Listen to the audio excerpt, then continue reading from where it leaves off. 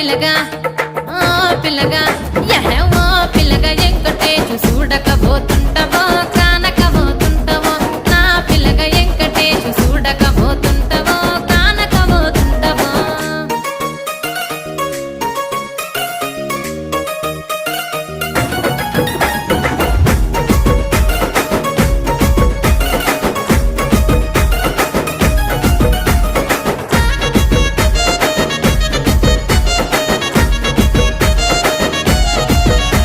ఓయ్ కండ్లకు కాటుక వెడితే కన్యాకుమారిని